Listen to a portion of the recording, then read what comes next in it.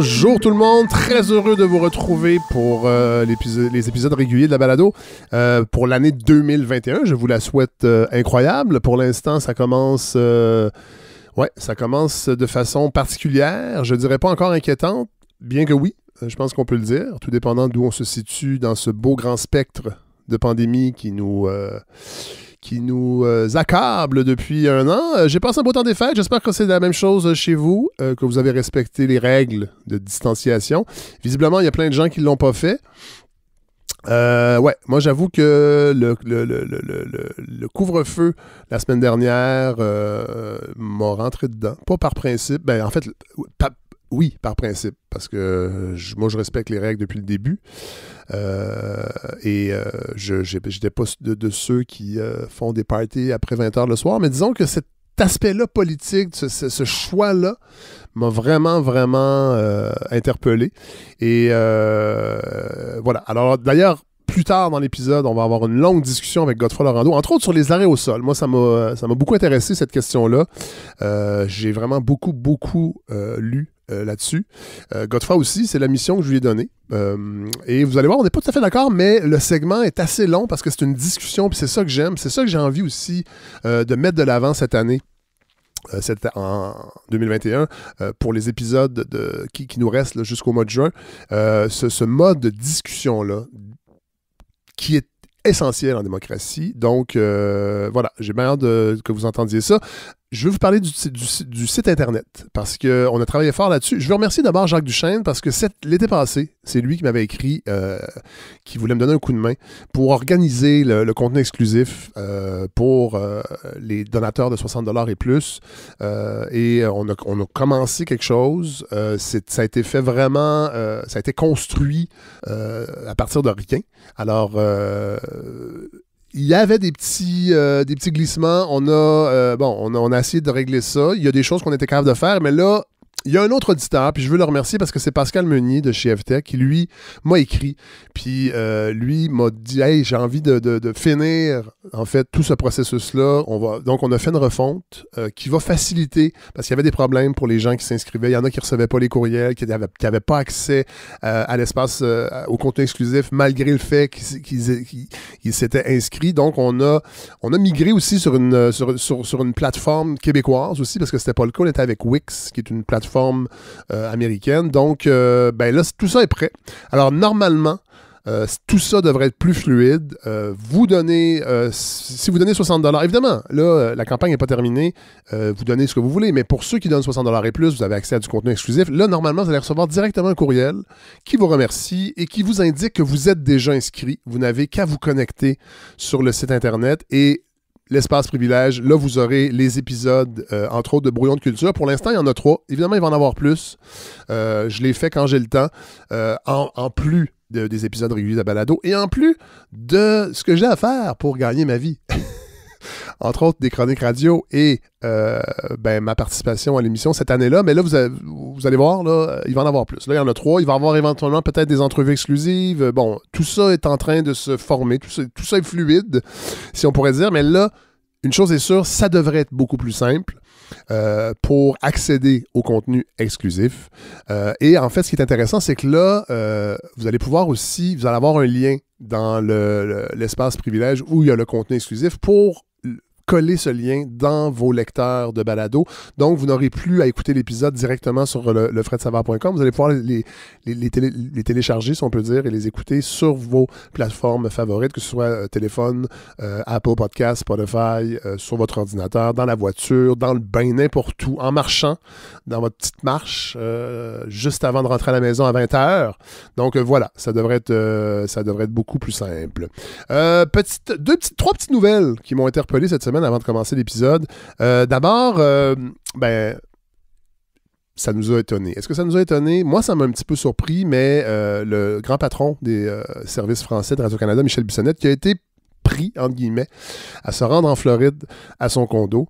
On sait, il y a eu Pierre Arcan du Parti libéral, il y a eu Yuri Chassin de la CAQ qui est allé au Pérou, et moi, ça m'étonne toujours. Surtout je pense, d'un organisme comme Radio-Canada qui se doit d'être exemplaire, qui, dans ses bulletins d'information, informe les gens des mesures gouvernementales. Et moi, pour avoir été longtemps à Radio-Canada comme employé, je sais qu'on recevait des courriels sur d'être nous-mêmes en tant qu'employés exemplaires à plein de niveaux, sur le plan éthique, sur le plan politique, sur les opinions qu'on émet, sur nos comportements, sur les activités qu'on accepte de faire, que ce soit parfois des levées de fonds pour des organismes ou même pour des partis politiques. C'est vraiment très strict.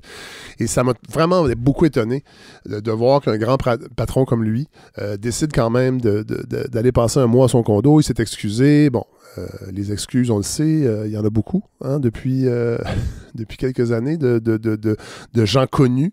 Bon, et j'ai l'impression que ça cause un tort, en fait, à l'institution. Et voilà. Alors, et là, c'est sûr que dans le fond, qu'ils sortent dans les médias. J'imagine qu'il y en a un peu plus. Puis on sait vraiment comment l'impact de tous ces gens moins connus, qui ont décidé, malgré la situation, de se rendre aux États-Unis ou ailleurs, dans le Sud, pendant le temps des fêtes. On sait comment l'impact que ça a, entre autres, sur les gens qui travaillent aux premières lignes de cette pandémie. D'ailleurs, je veux les saluer parce qu'il y en a beaucoup qui nous écoutent. Je le sais, des médecins, des infirmières, des préposés aux bénéficiaires, ils m'écrivent, je le sais qu'il y en a, puis je mesure vraiment l'impact que ça a sur leur travail. C'est vraiment décourageant. Alors, ça m'étonne toujours. Autre petite nouvelle, la nomination de Louis Morissette comme membre de Investissement Québec, membre indépendant. C'est une nomination que le gouvernement Legault a annoncée la semaine dernière.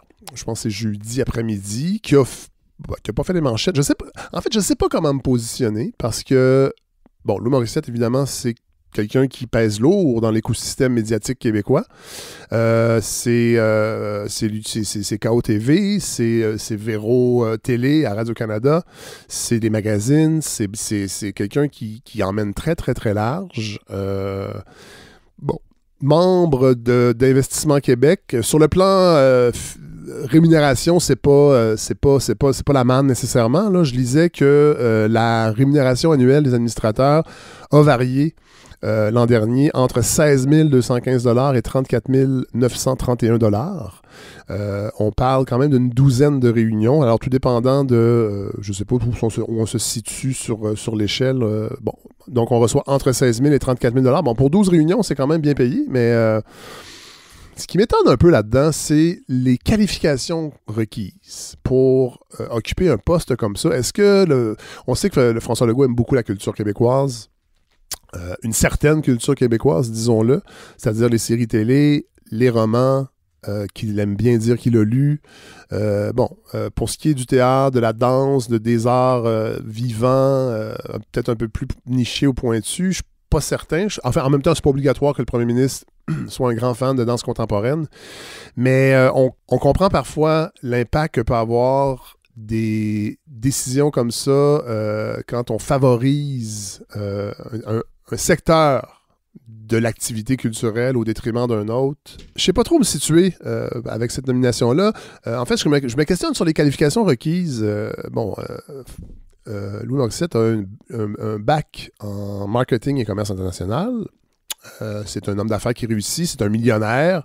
On le sait, François Legault aime beaucoup les millionnaires. Hein. C'est comme une figure qu'il aime mettre de l'avant pour la réussite collective.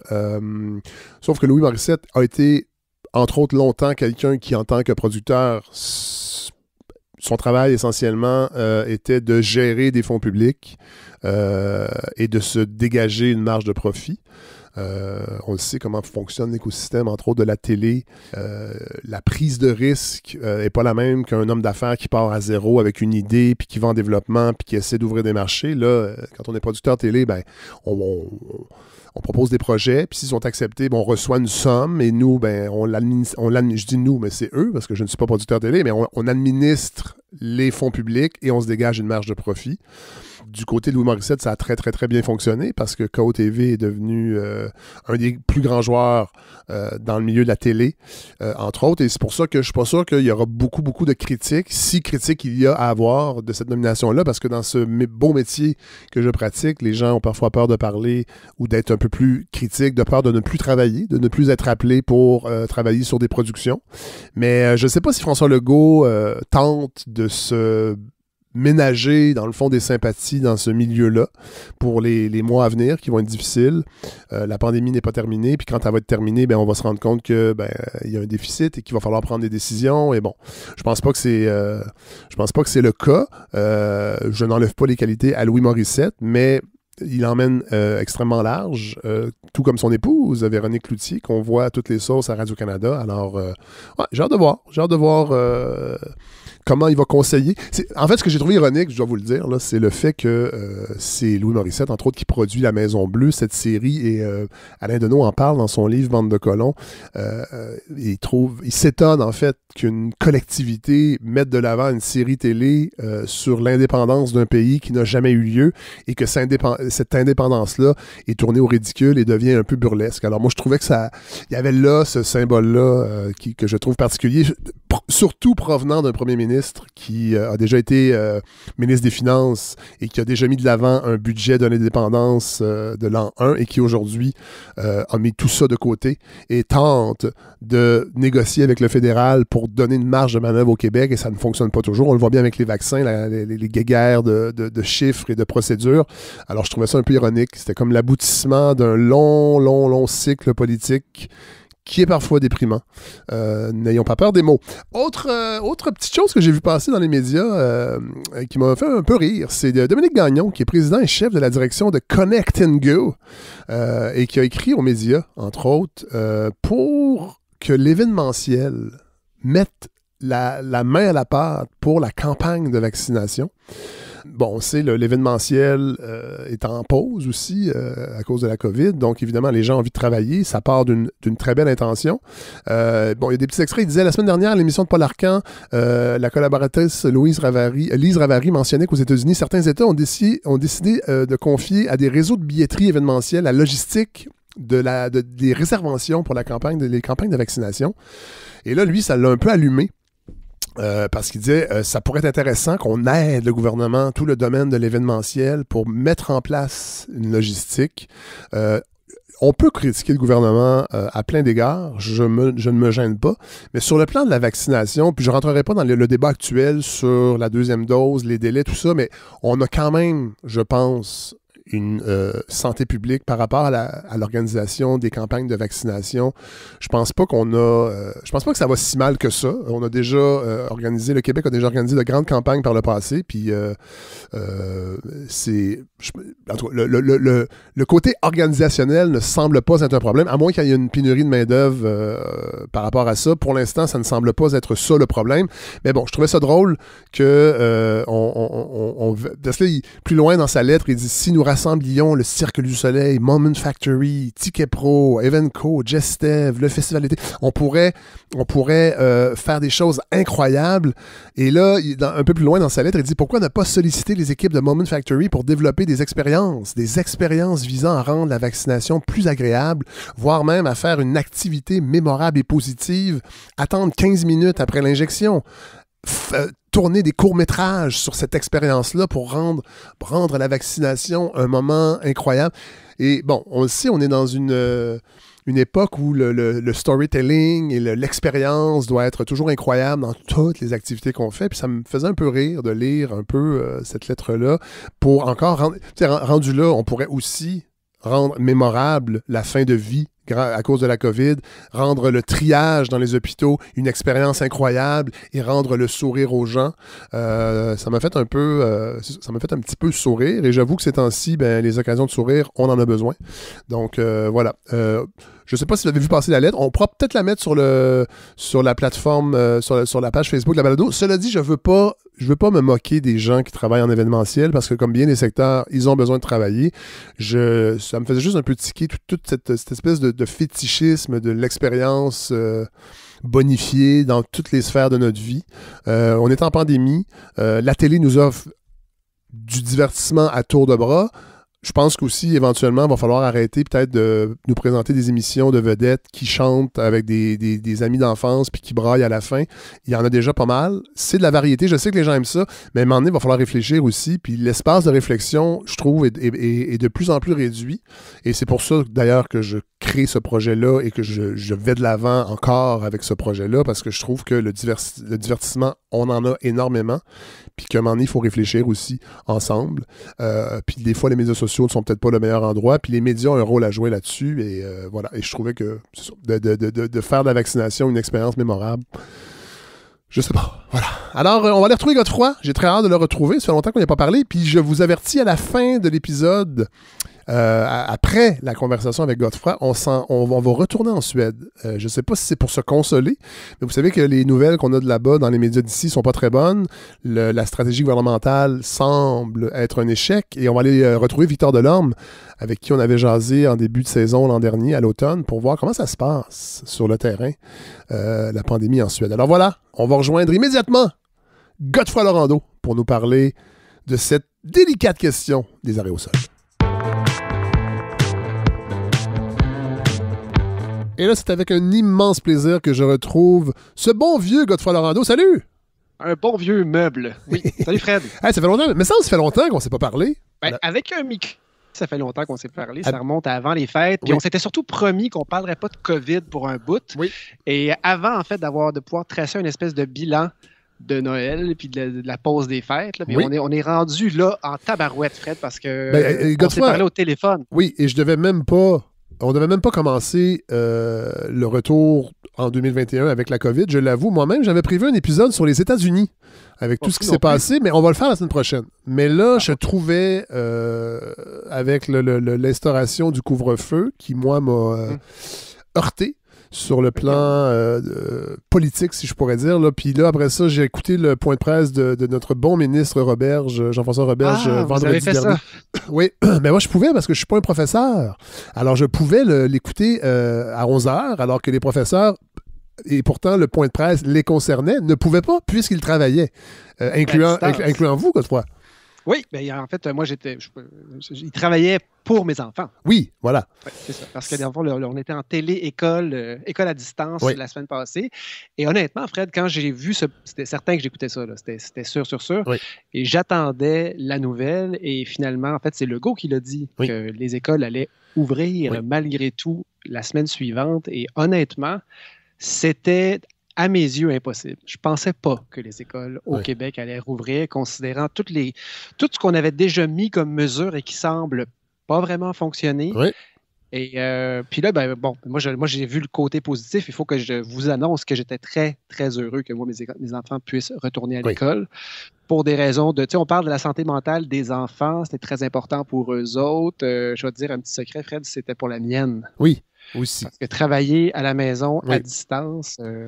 Oui, mais ça, là, on est déjà rentré dans le vif du sujet, mon frère. Oui, mais c'est ça, parce que là. Donné un mandat. Attends, oui, c'est ça. Là, j'ai dit, il faut que j'appelle Godefroy, il faut que j'en parle à Godefroy. Puis au début, on n'était pas tout à fait d'accord. Moi, je trouvais que un couvre-feu et les écoles ouvertes, c'était comme une drôle d'idée. Et là, évidemment, sur les médias sociaux, il y a beaucoup de boîtes, mais il y a des bonnes choses, c'est-à-dire qu'on peut suivre des gens qui sont des spécialistes dans leur domaine et de cette façon s'informer, faire un tri et avoir des opinions divergentes. Et là, je me suis dit, mon Dieu, que ça serait un bon sujet pour Godefroy de tenter de se plonger dans toute cette idée d'aérosol, de ventilation, de virus qui circulent peut-être d'une façon... Et de mort. Oui, voilà. Et c'est un peu la mission que je vous ai donnée. Et voilà. Et donc, est-ce que... Quoi penser de la réouverture des écoles au Québec dans le contexte des mesures qui s'accumulent et qui semblent ne pas avoir l'effet voulu? Oui. Le statut aujourd'hui, on est le 14 aujourd'hui, Fred? Oui, on est le 14 janvier. Évidemment, les gens nous écoutent le 16 janvier, à partir du 16 janvier, parce que l'épisode est mis en ligne le samedi, mais nous, on est jeudi présentement, en fin de journée. J'imagine qu'il ne se passera pas grand-chose de nouveau d'ici là, de grosses nouvelles pandémiques. Là. Je serais bien surpris. Mais à ce jour, on est comme sur un plateau très, très, très haut à 2300 cas, 2000. Et malgré qu'on vient de passer des fêtes relativement confinées tous. Il paraît, mais il paraît que non. Là, j'ai eu toutes sortes d'échos. Moi, en tout cas, dans mon entourage, moi inclus, évidemment, j'ai respecté la distanciation. Il n'y a pas eu de party. Il y a eu un Zoom, en fait, avec la famille qui a été un petit peu cacophonique. Mais c'est ça. Et là, je me rends compte que non, dans les entourages élargis, il y a plein de gens qui ont fait des parties, qui se sont rencontrés. Sauf que c'est ça. Et là, je me disais, bon, là, l'histoire des arrêts au sol, moi, ça m'interpelle beaucoup parce que ça semble être une nouvelle donnée que les autorités au Québec, les autorités officielles, que ce soit politiques ou même de la santé publique, ne semblent pas y accorder autant d'importance que certains spécialistes. C'est pour ça que j'avais envie que vous vous penchiez sur cette question. Et là, Fred, est-ce qu'on se fait un 12 minutes dans un épisode normal là, ou est-ce qu'on est dans un épisode particulier? C'est un épisode. En fait, je vous laisse aller. Il n'y a pas de 12 minutes. Là, il faut faire attention. Faut faire attention. On n'arrive pas avec des vérités qui sont fermes. Et c'est une discussion. Appelons-la comme ça, une discussion citoyenne. Il faut quand même rappeler que vous avez une formation scientifique, Godefroy. Et en plus, vous êtes le petit-fils d'André Laurando. Je pense que la seconde donnée est plus importante que la première. Mais oui, j'ai un bac en bio, puis bon, mais je suis surtout quelqu'un qui est extrêmement curieux et qui n'a pas. Je vous ai souvent dit, ceux dont lesquels je me méfie le plus sont ceux qui ont l'air trop certains. Voilà. Et on s'est même fait prendre nous-mêmes, à force de chroniquer des éléments de la pandémie au fil de la deuxième saison de notre émission, de ton émission. Et puis, en réécoutant les épisodes, je me disais, voyons, j'avais donc bien l'air certain. Or, la seule chose qu'on sait dans ce cas-ci, et surtout dans le cas de la réflexion d'aujourd'hui, on est dans la meilleure compréhension possible, on avance tranquillement. Et d'ailleurs, Fred, je commence avec un article, je me suis abonné au Atlantic, revue mensuelle. Bonne idée. C'est important de payer pour des médias qu'on aime, hein? Absolument. Vous avez bien raison. La campagne n'est pas finie. Les médias indépendants. La campagne de la balado n'est pas finie. OK. Bon, alors écoutez, un article dans The Atlantic est sorti dans le numéro de janvier et il a été publié en fait en décembre sur Internet. C'est une espèce de bilan là, sur les éléments positifs que la COVID et cet immense vortex scientifique va avoir à très, très long terme. Il y a plein d'exemples, parce que la réalité, c'est que, c'est un texte de Ed Young qui couvre la santé et la science au Atlantic régulièrement. Et donc, lui parle d'un pivot.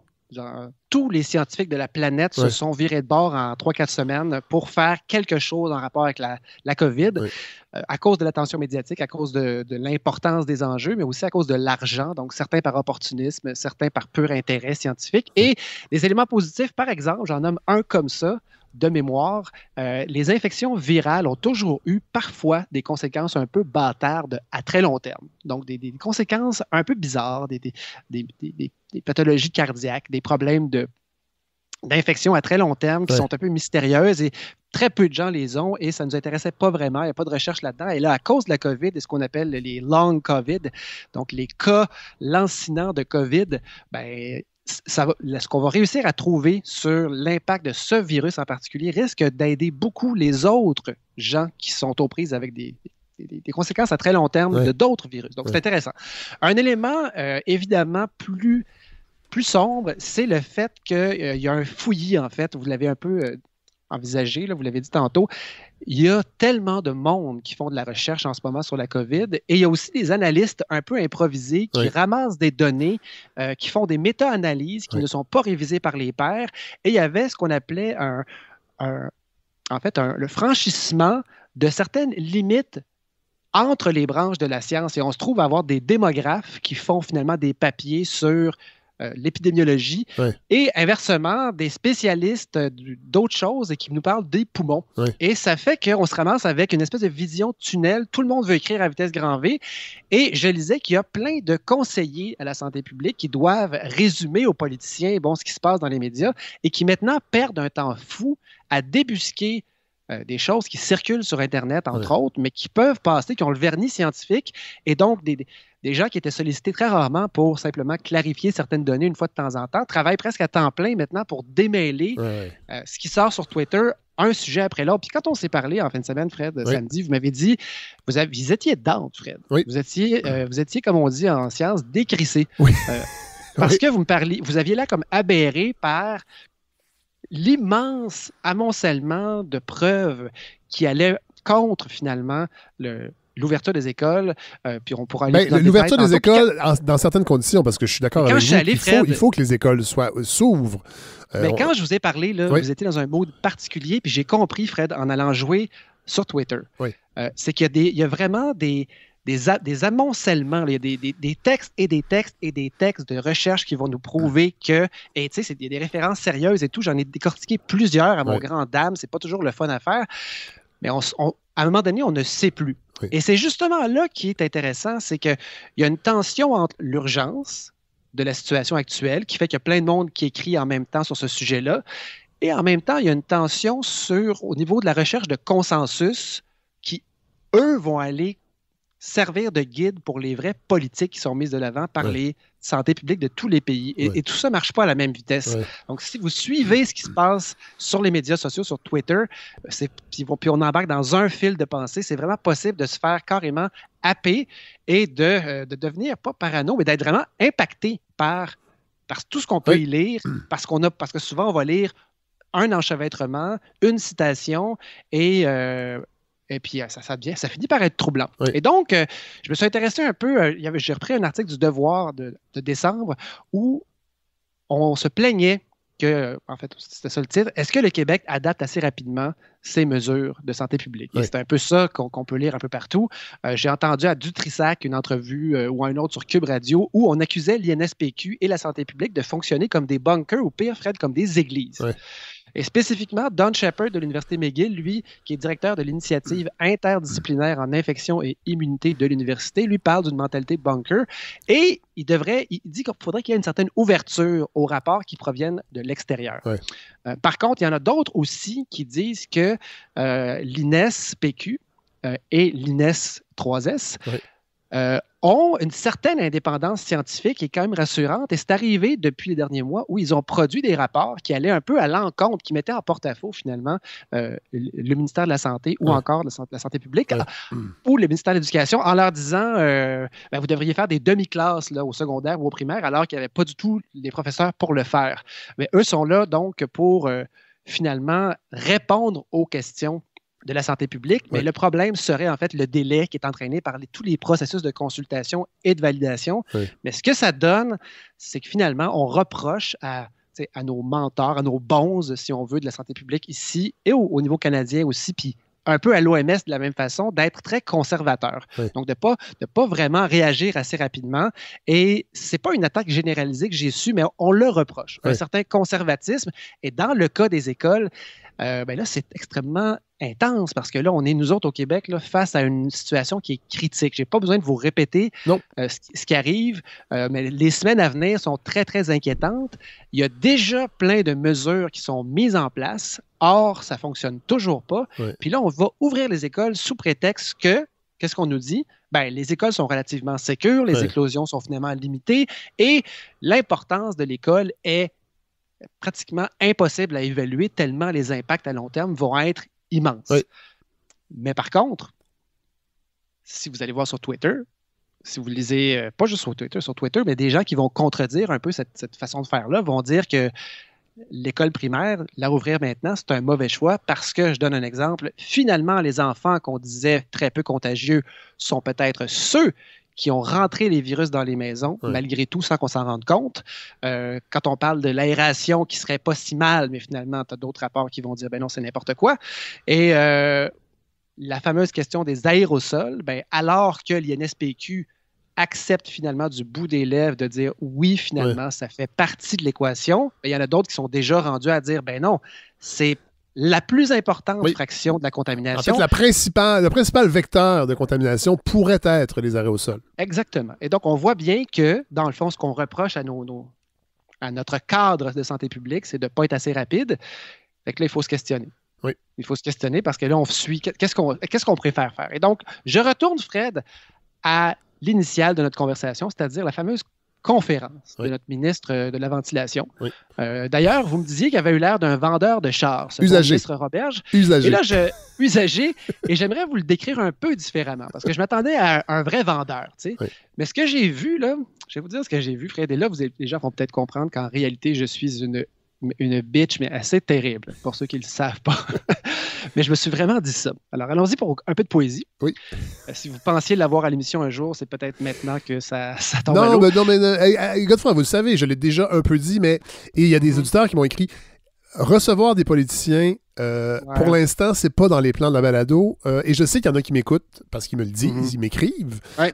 Mais j'ai envie, en tout cas, de continuer à mettre les politiciens de côté parce qu'on les entend beaucoup ailleurs aussi. Et j'ai envie de plus être en périphérie du discours politique avec des intervenants qui ne sont pas du domaine politique. Alors, Fred, gênez-vous pas. C'est ça un peu en respect. C'est surtout un exercice de style que je vais faire, mais je me suis vraiment dit ça. Connaissez-vous, Fred, les jeunes entreprises? Dans les années 90, ça faisait le tour des écoles secondaires et on embarquait, c'était pour motiver l'entrepreneuriat chez les jeunes, l'entrepreneuriat chez les Québécois qui n'est pas très développé. Là. Mais de plus en plus, à une époque, c'était... Oui, c'est ça. Grâce sans doute aux jeunes entreprises, mais il fallait que tu partes un projet réel pour vendre quelque chose. Et je me dis, Jean-François Roberge, là, c'est le genre de gars qui aurait parti une super idée de drap santé à vendre dans sa famille et tout, juste au bon moment à Noël et passer pour vraiment un espèce de gars vraiment futé, vraiment d'affaires, et que depuis ce temps-là, finalement, il se croit. Oui. Et puis, il a l'impression qu'il met des bonnes idées d'avant et que ce gars-là, dans les derniers mois, aurait genre vécu une espèce de souffrance. Il aurait vécu quelque chose de très, très, très difficile. Et là, ce qui reste, c'est comme un gars qui a déjà pensé qu'il y avait quelque chose de spécial et qui ne l'a plus vraiment. Et qui est ministre d'Éducation. Et qui a un rapport à nous rendre sur la ventilation dans ces écoles. Et voilà, c'est ça que je me dis en le voyant. Et j'ai pas d'extrait, par contre, de Roberge parce que je trouve qu'il n'a vraiment pas dit grand-chose d'intéressant. Sinon, rassurez-vous, les écoles sont bien ventilées, grosso modo. Et en fait, il y a 3% de problématiques, mais sinon, tout va très bien. Tout va très, très bien. Je vous laisserai faire un petit mot là-dessus, Fred, parce que je sais que vous avez un peu débusqué. Vous avez lu un peu Thomas Gerbet comme moi. Mais en premier, Fred, ce qui m'a frappé, moi, c'est Dr Massé, donc, qui était là, lui aussi, conseiller en santé publique au Québec. Et lui, donc, a répondu à des questions. La question, grosso modo, c'était, mais OK, vous avez donc décidé d'ouvrir les écoles, parfait. Ça aurait pris quoi pour les fermer? Où est votre niveau d'acceptation du niveau de transmission dans la communauté où là, vous allez fermer les écoles? Et finalement, sa réponse, on le comprend, c'est on ne veut pas les fermer les écoles, il ne faut pas les fermer, c'est le premier extrait. Une partie de l'enseignement au secondaire se fait déjà par du téléenseignement. Et puis, ce qui pourrait arriver, c'est qu'il y a une augmentation de cette fraction-là si jamais la situation se détériorait.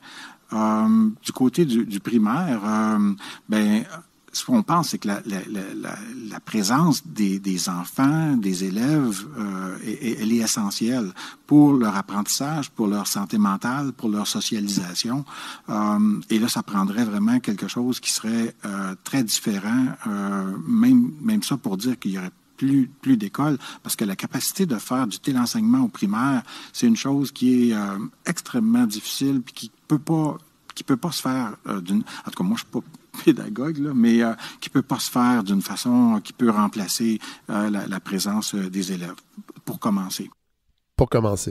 Pour commencer. Donc, ce qu'on comprend, c'est que les fermer complètement, là, c'est hors de question. Donc, il y aura sans doute éventuellement des mesures additionnelles, mais de fermer l'école comme moi, ce à quoi moi je m'attendais, puis en fait, je suis d'accord avec lui, l'école à distance au primaire, mais non, avec les besoins, avec la technologie qui n'est pas là, les professeurs qui ne sont pas capables de le faire dans bien des cas, puis l'école primaire, est-ce qu'on s'entend que dans une province au Québec où il y a autant de gens vulnérables, il y en a vraiment beaucoup, d'échapper une deuxième année, Fred. Mais on s'entend. Déjà une. Oui, mais Godefroy, on s'entend. Moi, ce qui me dérange là, vraiment beaucoup, et ce qui m'a dérangé le week-end dernier, ça m'a vraiment habité, c'est que le gouvernement nous avance, dans le fond, l'idée que la contamination communautaire, elle est due à des gens qui ne respectent pas les consignes.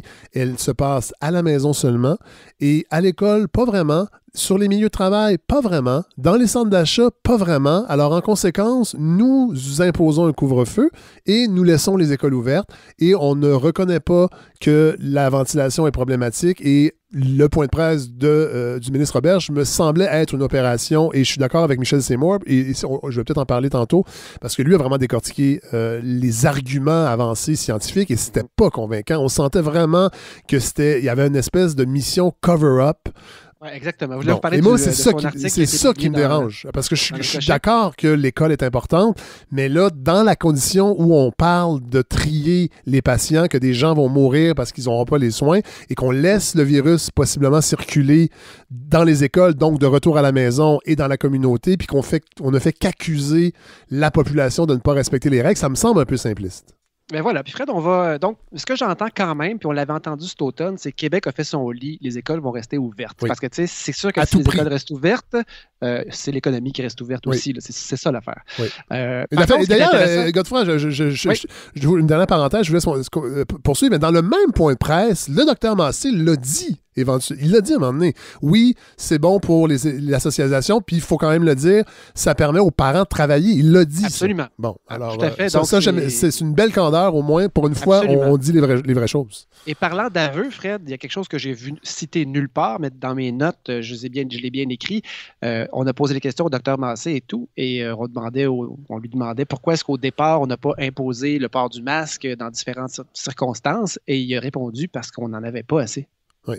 Et ça, on s'en doutait à l'époque. Je l'avais jamais entendu. On en a parlé à la balado, oui, tout à fait. Et c'est pour ça que quand il a dit, mettre des ventilateurs et des purificateurs, ça induirait un faux sentiment de sécurité. On nous servait les mêmes arguments à l'époque du masque, alors qu'on savait visiblement. Et là, il y a des gens qui disaient, je reçois des échos dans les ministères, il n'y en a pas assez. Ça me rappelait, je me disais, on retourne à ces arguments-là encore de faux sentiments de sécurité. Après 1 an de pandémie, les bras m'ont tombé. Et ça a l'air fou. Ça a vraiment l'air fou, et on parle toujours du lien de confiance. Attends, bougez pas, Godefroy. Je vais juste... Oui? Ouais. J'ai ramassé mes bras qui étaient tombés. Voilà. Excusez. Poursuivez. Je pensais que vous avez reçu de livraison Amazon. Non, je ne fais pas affaire avec Amazon. Ou une poignée pour mettre dans votre dos, peut-être. Il y en a déjà une. Oui. Mais donc, Fred, on va sauter tout de suite à la partie ventilation de ce fameux point de presse du ministre Roberge. Oui. Donc, lui, ce qu'il a dit, c'est que finalement, on avait des seuils à atteindre pour être bien certain que la ventilation soit adéquate. Oui. Pourquoi est-ce qu'on parle de ça? Parce que on accepte maintenant, parce qu'avec ce rapport-là, Fred, l'INSPQ a aussi produit un document d'appui que j'ai décortiqué aussi pour vous autres, pour vous, pour les éditeurs. Et finalement, on peut y lire que, oui, évidemment, c'est toujours à 2 mètres que se passe la plus grande contamination par des gouttelettes de type balistique. Mais, petit ajout, pour certains très en retard, que la notion des aérosols, donc des minuscules gouttelettes qui restent en suspension dans l'air et qui peuvent augmenter la concentration dans une pièce mal ventilée, font partie de la contamination. Oui. Et donc, une classe d'école mal ventilée, il n'y a personne qui pourrait dire que ce n'est pas dangereux. Oui. Et donc, après ça, ça nous prend une preuve que les écoles, si on veut les rouvrir, qu'est-ce qu'il nous faut, Fred? Ça prend quelque chose pour rassurer les gens, pour leur dire, non, les écoles sont sécuritaires, malgré qu'elles sont presque toutes vieilles et moisies. Oui. Elles sont tellement mal ventilées, Fred, qu'elles sont moisies. Oui. Alors, j'imagine que ça devrait bien aller. Et là, on se retrouve en point de presse, et ce qu'on apprend, c'est que la moyenne de toutes les écoles, y compris les écoles ventilées naturellement, c'est-à-dire pas. C'est-à-dire pas de ventilation, ça veut dire des fenêtres. Ça veut dire des gens qui bougent dans le local. Oui. Une porte qui se ferme, ça fait une ventilation. Mais donc, on a fait des recherches, des mesures. Et là, je ne veux pas répéter le protocole, mais ce qu'on a fait, c'est qu'on a finalement aéré les classes et après ça, on a mesuré, finalement. Quand on pouvait, parce qu'il faut quand même le dire, il y a une centaine de classes qui n'avaient pas de fenêtres. Ou qui ne pouvaient pas s'ouvrir. Et ils les ont enlevés de l'étude. De la moyenne. Ils ont enlevé la moyenne. On peut lire les résultats de ces classes-là et ils sont évidemment pas très bons. Non. Mais quand il nous dit que grosso modo, tu as seulement 3% des classes qui sont problématiques, c'est si Fred, on ouvre les fenêtres entre chaque cours pendant une période de 20 minutes. Oui. Et ça nous donne une moyenne de 800 particules par million, ce qui est la recommandation. Sauf que les 3% d'écoles problématiques, ils ont relevé le plancher à 2000 particules. Pour établir que ça, c'est un vrai gros problème. Parce que dans les faits, c'est 37% Ouais. Si on décortique bien, là, et Michel Seymour l'a très bien fait, qui est mon ancien professeur de philosophie. Il se rappelle pas de moi, c'est certain. J'allais très peu à mes cours. Mais lui a décortiqué... J'étais déjà en télé-école. Hein? J'étais déjà en autodidactisme. C'est ça l'affaire. Ouais. C'est juste plus long, mais c'est parfois plus agréable. Mais ils ont relevé le plancher. Fait qu'ils ont vraiment trituré les chiffres. En réalité, Fred, moi, ça me dérangerait même pas si on était capable d'avoir... Parce que là, ce qu'il faut comprendre, c'est que la véritable situation dans la plupart de ces classes mal ventilées-là, c'est qu'on va ouvrir un peu les fenêtres, mais on ne les ouvrira pas autant qu'est-ce qu'il faudrait. Donc, ouvrir les fenêtres 20 minutes à l'intérieur de chaque cours, je vous jure, Fred, tant des élèves que des parents que des profs vont dire « ça n'a pas d'allure ouvrir des fenêtres en hiver ». De la même façon qu'en ce moment au CPE, on fait la majorité de nos activités le matin et le soir à l'extérieur. Oui. Et il y a des gens qui disent « mais voyons, c'est inconfortable ». Mais Godefroy, je ne sais pas si vous avez vu passer ça, mais ce matin, Thomas Gerbet, encore une fois, journaliste à Radio-Canada, relatait que la directive du ministère de l'Éducation qui est sortie ce matin est qu'elle ne recommande pas d'ouvrir les fenêtres lorsque les élèves sont en classe. Bon, alors Fred, mais, on les ouvre quand? Ben c'est ça. Alors, je ne veux pas être alarmiste, mais ça me semble pas une approche tout à fait crédible. Ni transparente. Non. Et moi, Fred, ce qui m'énerve, là, c'est que je ne peux pas savoir la réalité, ça va être quoi? On va ouvrir les fenêtres un peu, moins que prévu. Bon, ben moi, c'est dans ces situations-là que je veux savoir quelle est la qualité de l'air, puis on ne l'aura pas. Voilà. Et donc, si vous me dites, rassurez-vous, ça va bien aller, l'aération est bonne, ben je me dis, non, je ne vous crois pas. Vous ne pouvez pas me rassurer. C'est comme ça. Il va falloir autre chose. Oui. Et là, qu'est-ce qu'il nous reste, Fred, après ça? Ben, il nous reste des purificateurs d'air. Oui. Alors, les anglophones avaient encore une fois pavé la voie en achetant ces beaux électroménagers. Par principe de précaution.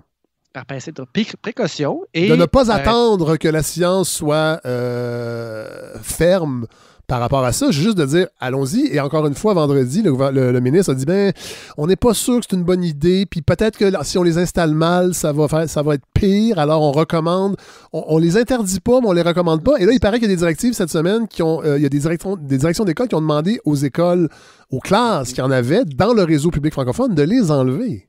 Ouais, là, on tombe vraiment dans le psychodrame. À mes yeux, là, quand j'ai vu cet élément-là de la conférence de dire on ne les recommande pas, les purificateurs d'air, ils n'ont pas développé plus que ça, ça m'a semblé, mais je suis porté à les croire. Tu sais, des fois, on attend d'avoir plus de preuves et puis on ne les a pas. Mais par contre, quand ils ont ajouté ce petit détail, ça pourrait ajouter une impression de fausse sécurité. Ouais. Là, j'ai entendu l'écho de l'histoire des masques dans ma tête. Oui. Mais aussi, ils ont dit que ça pourrait engendrer des risques additionnels s'ils sont mal placés. Là, ça crée un doute. Et là, justement, ça fait que les gens qui avaient un peu de drive et qui avaient essayé d'aller un peu de l'avant, sont portés peut-être à reculer. Ça me semble vraiment être un effet pour nous enlever une idée de la tête. Et ça, j'ai vraiment trouvé que c'était un peu malhonnête et maladroit. Oui. Et on aurait pu se limiter à « on ne recommande pas, point final ». Ça aurait été plus... Oui, mais encore là, Godefroy, et là, on est dans la discussion, là, parce que je sais qu'il y a des gens qui nous écoutent, qui ne seront pas d'accord. Cela dit, il y a des gens dans les écoles, il y a des profs, Moi, j'aimerais qu'après cette discussion-là, qu'on nous écrive pour bonifier cette réflexion-là. Parce que moi, j'ai l'impression que tout ça est une opération pour garder les écoles ouvertes à tout prix et de ne surtout pas démontrer que le gouvernement s'est peut-être trompé. Parce que depuis le début de la pandémie, on a souvent cette impression-là, c'est que le gouvernement s'entête vers quelque chose de bonne foi, mais là, évidemment, la science qui nous provient d'un peu partout semble démontrer, puis à la fin, je donnerais peut-être des indices d'organismes qui, eux, semblent en tout cas être pas mal sûr que les aérosols jouent le plus grand rôle. À un moment donné, c'est qu'on a l'impression qu'il y a un calcul politique aussi là-dedans pour ne pas perdre la face. Absolument. C'est ça moi, c'est ça qui me dérange. Oui, je comprends. Beaucoup. Je comprends très bien. Mais écoutez, Fred, à ce moment-là, pour ce qui est des purificateurs d'air, j'étais plutôt ambigu. Je trouvais ça malhonnête de nous menacer qu'on soit mis en danger par un courant d'air dans un local, un courant d'air purifié, d'ailleurs. Oui. Mais je me dis peut-être. Mais là, je suis tombé, en faisant mes recherches, sur une entrevue de Mme Caroline Duchesne, qui est une grande spécialiste canadienne des bioaérosols. Oui, en fait, elle est professeure titulaire au département de biochimie, de microbiologie et de bioinformatique de l'Université Laval. Et donc, elle est aussi directrice d'une chaire sur les bioaérosols. Et elle nous explique deux choses. Premièrement, elle est bien contente que l'INSPQ aille finalement dans le bon sens en reconnaissant que les aérosols ont un rôle dans la transmission. Oui. Premier extrait. Deuxième extrait ensuite. Fred, on peut écouter le premier. Puis je pense que là, on commence à être en auto. Là, on commence à comprendre là, vraiment que comment ça se passe. Donc, c'est vraiment plus dans les airs que ça se passe qu'au niveau des positions puis des gouttelettes qui ont plus des comportements balistiques. Donc, ça, c'était une entrevue à la première chaîne. Oui. Et elle ajoute ensuite, à propos des purificateurs d'air, et là, ça commence intéressant, c'est qu'elle a dit, elle a déjà conseillé pour un autre projet du même type, là, un autre document de guide pour les cabinets de dentisterie, l'utilisation de ces mêmes purificateurs d'air, et elle les a recommandés en disant ils sont efficaces. Et voici ce qu'elle dit. Dans le cabinet dentaire. Mais là, vous voyez que ce n'est pas du tout le même scénario. Dans un cabinet dentaire, vous avez un patient sur une chaise. Le patient est comme votre source potentielle d'aérosol ou de COVID parce que vous le considérez comme un peut-être infecté qui ne le sait pas. Vous mettez un purificateur d'air à côté de son visage pendant que vous le traitez. Donc, éventuellement, ce qui est émis va être filtré. Ça va. Mais là, une salle de classe, la raison pour laquelle il y a une retenue dans le rapport, c'est vraiment que c'est difficile à déployer de façon efficace. C'est que là, vous avez 30 personnes dans une grande pièce. Vous mettez des purificateurs d'air au niveau du sol. Combien ça en prend, par exemple, pour filtrer l'air partout? Est-ce qu'il y a des poches d'air qui vont demeurer non filtrées? Est-ce qu'il y a 3-4 élèves dans la classe pour qui l'air ne sera pas vraiment nettoyé avec ces filtres-là? Combien faudra en mettre? Est-ce que c'est quelque chose qui pourrait éventuellement même... Parce que l'air, après être filtré, est comme rejeté dans la pièce, parce que ça pourrait créer des courants d'air qui font en sorte qu'une personne infectée projetterait des aérosols en direction de quelqu'un d'autre. Et voilà. Et donc, c'est un appareil qui est efficace si vous savez où est la source finalement d'aérosols infectés. Et dans le cas d'une classe de 28 élèves, 30 élèves, où est-ce qu'on met la machine? Quelle taille elle doit avoir pour filtrer un local au complet? Elle a révisé le document de l'INSPQ en disant je peux pas conseiller l'achat massif de ces appareils-là parce que ça va être marginal, en tout cas, l'effet pour l'instant, même si ce qui rentre dans la machine sort effectivement pur. Le problème, c'est que ça pourrait très bien être le même air qui se fait filtrer alors que des grandes portions de la classe ne le seraient pas. Alors moi, à ce point-ci, écoutez, si on est mieux, évidemment, moi c'est l'argument de ça pourrait être dangereux de les installer, ça c'est autre chose, mais de dire malheureusement, on ne peut pas s'appuyer sur des purificateurs d'air pour se rassurer. Je me retourne sur, il va falloir ouvrir les fenêtres, mais rappelez-vous, Fred, notre ministre Roberge, là, il nous avait dit, vous allez voir, les enfants vont avoir une récréation le matin à l'air frais et une récréation l'après-midi à l'air frais. Vous en rappelez-vous? Oui. Il disait ça. Bon, là, on va avoir de l'air frais, Fred, matin et soir, mais dans la classe. Ouais. Mais moi, ce qui me dérange là-dedans, Godefroy, c'est que on a quand même l'impression que le gouvernement est toujours 2 coups en retard. Absolument. Toute cette réflexion-là, on aurait pu l'avoir cet été peut-être, sachant que les écoles, de toute façon, puis c'est ça aussi, puis je comprends là, que politiquement, c'est pas cool parce que ça pourrait vouloir dire que le gouvernement doit avouer que les écoles sont dans un très piteux état et que, moi j'ai vu des estimations qu'installer des purificateurs d'air dans toutes les écoles publiques du Québec, ça coûterait entre 90 et 100 millions. Mais rappelons que des pandémies comme ça, malheureusement, je pense qu'il va en avoir d'autres. Et on pourrait, puis la balado va peut-être le faire, éventuellement, parce qu'on va faire des liens éventuellement entre la crise environnementale et les pandémies, les monocultures, la dévastation de la biosphère. Bon, donc, ça serait un investissement à faire éventuellement. Puis, on les aura peut-être jamais, les chiffres, mais là, on le sait que les écoles anglophones les ont installés. Fait qu'il va y avoir un comparatif. Est-ce qu'on va être capable d'avoir les chiffres? Puis là, je ne veux pas tomber dans les théories du complot.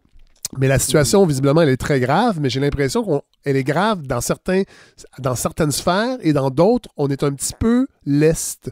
On se dit... Puis en Angleterre, présentement, il y a un gros débat parce qu'il y a en commission parlementaire, il y a une responsable de la santé publique qui a avoué, et c'est une première en Angleterre, que, dans le fond, le gouvernement, sa stratégie, c'est de laisser circuler le virus chez les plus jeunes et d'isoler les gens qui sont à risque.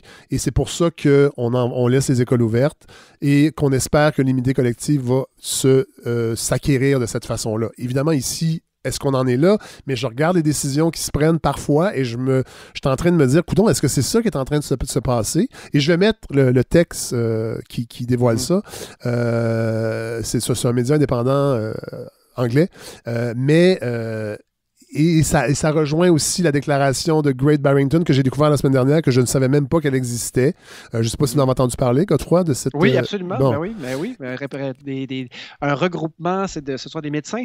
En fait, c'est l'American Institute of Economic Research, qui est un think tank de droite, membre du réseau Atlas, qui est un grand réseau qui a plein de think tanks. Entre autres, l'Institut économique de Montréal adhère au réseau Atlas. L'American Institute of Economic Research travaille en partenariat avec un autre institut qui a été fondé par Charles Koch, les deux magnats du pétrole. Il y en a les deux frères Koch, qui, c'est des libertariens qui veulent... Et dans le fond, l'idée, c'est les plus faibles ne s'en sortiront pas. Laissons les plus forts, génétiquement parlant ou sur le plan immunitaire, avoir une vie normale pour ne pas fermer l'économie. Là, je ne dis pas que le gouvernement adhère à ça, mais je sais qu'il y a des pédiatres, entre autres, dans le texte sur le site Ricochet, encore une fois, on parlait de la docteure Annie Janvier, qui est pédiatre au CHU Sainte-Justine, qui a signé cette déclaration-là, la déclaration de Great Barrington, et qui adhère, dans le fond, à l'immunité collective. Et ça a été démenti par l'OMS, par le docteur Fauci aux États-Unis. Donc, là, on sort... On élargit un peu la réflexion et je vous le dis, là, je tombe pas dans le complot. Je dis pas que le gouvernement Legault adhère à ça. Et c'est ça. Moi, je suis vraiment là-dedans ces temps-ci. Moi, je suis resté, Fred, une marche à côté de ce que vous soulignez là, parce que je manquais de temps pour aller fouiller aussi creux, et ça reste de la spéculation. Tout à fait. Et on discute, là, je veux pas... J'ai l'impression, Fred, d'avoir... Ben oui, c'est sûr.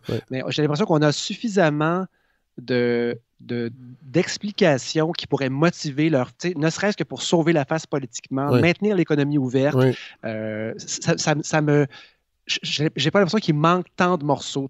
Et aussi, il y a la compétence de ces politiciens-là qui n'est pas infinie, qui est juste ordinaire par moment, et qui finalement qui prennent des décisions sur des questions extrêmement pointues. Moi, je vois Legault en ce moment là, en train de... C'est l'équilibriste, Fred. Il marche sur une crête entre deux précipices. Et là, plus j'y pense, plus je me dis, attends, mais il n'y a pas deux précipices, il y en a bien plus que ça. D'un côté, il y a l'économie qui pourrait s'effondrer complètement. Une pente extrêmement dangereuse dans laquelle il ne veut pas aller. De l'autre côté, il y a la santé des gens. Il pourrait y avoir des dizaines de milliers de morts. Il y en a déjà. On est à 8000 morts. On est à 8 000. On n'est pas encore à des dizaines de milliers, mais on approche d'une situation critique. En fait, on est rendu à la situation critique et ça pourrait devenir catastrophique. Et après ça, rajoute un autre palier, près d'un autre précipice, celui de l'école, celui de la santé mentale des gens, celui de générations d'enfants qui vont avoir poché une année l'année passée, qui pourraient en pocher une autre cette année. Et donc, si tu as des précipices sur 3 côtés différents, Fred, tu es debout sur une aiguille. Et de tous les côtés. Fait que là, dans le fond, quand la santé va un peu mieux, qu'est-ce qu'on fait? On fait comme au printemps dernier, on réouvre l'économie au plus vite. Là, maintenant, c'est la santé vraiment qui s'effondre le plus. Et là, on maintient l'école à la dernière seconde. Est-ce qu'il va la fermer ou pas? Je suis content, Fred, de savoir que malgré tout, les décisions se prennent, non pas sur tout ce qui roule sur Twitter à 100 000 à l'heure, mais sur un certain consensus qui est celui prudent de l'INSPQ, que je ne suis pas capable de voir comme un organe simplement de propagande qui sert Non, on ne parle pas d'organe de propagande. Mais moi, l'autre fois, j'ai fait une petite recherche ce matin, là, rapidement. Les pays qui ont décidé de prendre en compte les aérosols comme des propagateurs principaux de la COVID, on parle de l'Allemagne, Taïwan, Royaume-Uni, Espagne, le Japon. Le Japon, je l'ai dit, l'Italie. Le Japon qui a 47 fois moins de décès per capita que le Québec. Des spécialistes de santé publique à Harvard, Ontario Society of Professional Engineers qui dit qu'effectivement, puis ce sont des spécialistes aussi de transmission par aérosol, parce que ça reste que c'est de la physique, estiment qu'effectivement, les aérosols sont très possiblement le mode de propagation principal. Professeur José Luis Jiménez de l'Université du Colorado, qui est une sommité aussi là-dedans. Dipti Guardassani de Queen Mary University à Londres. Je veux dire, il commence à avoir beaucoup de gens qui eux-mêmes ont commenté la politique québécoise, en fait, l'approche québécoise par rapport aux aérosols, et j'ai quand même l'impression, même qu'on est en si retard. qu'on est un petit peu en retard. Et, Fred, en fait, God, là, c'est que là, on l'a vu aujourd'hui. Moi, j'ai écouté le point de presse du ministre Dubé qui met en garde encore les gens de respecter les consignes. Sinon, on devra durcir le confinement. Fait que c'est quoi? On va baisser le couvre-feu à 18h. Et là, si les écoles, on ne prend pas en compte le problème de l'aérosol, le virus va se promener encore. On va encore nous répéter que ce n'est qu'à la maison qu'il se transmet. Puis là, si ça ne fonctionne pas dans 3 mois, est-ce qu'on va baisser le couvre-feu à 7h? Moi, c'est ça, à un moment donné, c'est qu'il y a un discours autoritaire et d'un autre côté, il y a sur le plan scientifique certaines failles qui sont identifiées par des personnes. Le discours de contestation est de plus en plus mal accueilli. Les gens adhèrent aussi. Il y a 70% des gens qui sont d'accord avec ce qui se passe. Moi, j'en fais pas partie, bien que je suis d'accord sur certains points, que l'école doit rester ouverte. Mais là, présentement, si bientôt on va trier les gens qui vont être soignés, puis ceux qui seront plus soignés, puis qu'on laisse les écoles ouvertes, puis qu'on dit aux gens de ne pas installer rien parce qu'on n'a pas de preuves béton, je trouve que là, il y a quelque chose de problématique. Mais Fred, et on va suivre ça, évidemment. Par rapport aux écoles, Fred, par rapport aux écoles, là, mettons qu'on dit on ne peut pas mettre de purificateur d'air, ou en tout cas, mettez-en si vous voulez, mais je ne pense pas que ça vous sauve. Moi, je retiens vraiment que les fenêtres doivent être régulièrement ouvertes. Oui. Et j'ose espérer que dans les écoles où c'est nécessaire, ça va être fait. Fait que ça, c'est un des éléments. C'est pas très convaincant, mais c'est là. Laisse-moi aller un petit peu. Oui. Tu as rajouté aussi les masques chez les 5e et les 6e années. Moi, j'aurais fait ça fait des mois, évidemment. Bon exemple. Mais là, c'est fait. Fait que ça veut dire que là, on réouvre les écoles avec ces 2 critères-là et là, l'INSPQ l'a avoué, a dit d'accord, la propagation. Oui, mais c'est fait. C'est fait. Oui. Et à la prochaine fois qu'il y aura une lettre de 350 médecins ou etc., peut-être qu'ils iront un pan plus loin. Fred, en lisant là-dessus sur les aérosols, parce que finalement, le fond de la question, c'est vraiment ça, dans toute cette affaire-là de la ventilation et des écoles. Il y a ça, puis la propagation par les jeunes, mais ça, c'est un autre volet, j'y touche pas. Oui. C'est trop compliqué. Oui. Mais juste l'aération. Mais pendant longtemps, on a dit que c'était pas le cas, et là, il y a de plus en plus de science. Voilà. Les études nous démontrent que c'est peut-être même beaucoup de ce côté-là que la propagation se fait. Absolument, mais j'ai pas lu là-dessus, fait que je peux pas approfondir là-dessus, fait que j'irai pas. Mais les aérosols, j'ai commencé à en accumuler un peu. Oui. Et dans le fond, un des éléments, Fred, c'est vraiment intéressant, qui explique que c'est si difficile pour les organisations mondiales ou les grandes organisations de santé publique d'admettre ça, c'est qu'au début des années 1900, on commençait vraiment à avoir un portrait de comment des épidémies se déplaçaient et se propageaient. Et on était en train de faire oublier aux gens, en train de les convaincre que ce n'étaient pas les mauvaises odeurs qui transportaient la maladie. Oui. Et on disait aux gens, parce que c'était la théorie des miasmes à l'époque, et ça, j'ai lu ça dans The Atlantic et ailleurs aussi, mais on a essayé de dire aux gens, arrêtez de penser là, que c'est l'air qui sent pas bon. Oui. C'est ce que vous mangez, c'est ce que vous touchez avec vos mains, c'est ce que vous allez boire, c'est le fait de faire caca et de boire la même eau qui est le problème. Et oubliez ça, la transmission par l'air, là, c'est pas là que ça se passe. Oui. Et ça a été un chemin de croix pour les scientifiques de prouver ça. Oui. Et là, quand ça a finalement été accepté, ben là, il y a un chemin inverse qui a dû être fait dans le cas de l'influenza, dans le cas d'autres épidémies, pour dire non, finalement, les aérosols et non pas seulement les gouttelettes balistiques, c'est peut-être un élément important, pas juste dans la COVID, dans d'autres déplacements de pathogènes.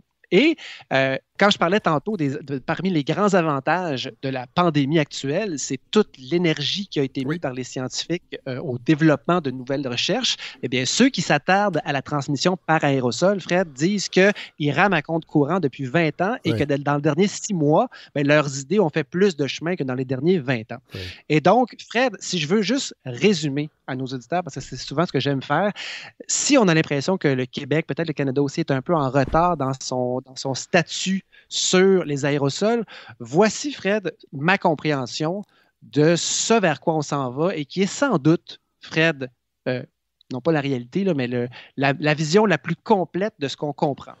Alors, non seulement les aérosols font partie de la transmission, mais finalement, elle est sans doute responsable de la plus grande partie de la contamination, mais attention, à moins de 2 mètres. C'est encore vrai, et les nouvelles recherches semblent aller dans ce sens-là, que c'est dans le 0,2 mètres qui est la plus grande contamination. Mais l'erreur qu'on faisait et qu'on fait encore quand on en parle, c'est qu'on a l'impression que c'est les postillons, c'est les gouttelettes à moins de 2 mètres, et c'est pas ça. Ce serait les aérosols, donc ces petites minuscules gouttelettes qui flottent dans l'air, qui tournent autour de notre visage, et ce serait elles qui seraient finalement les plus responsables de contaminer la personne avec qui on parle pendant 15 minutes ou plus à moins de 2 mètres, et que si par malheur vous êtes dans une salle mal ventilée, eh bien c'est avec 30 personnes?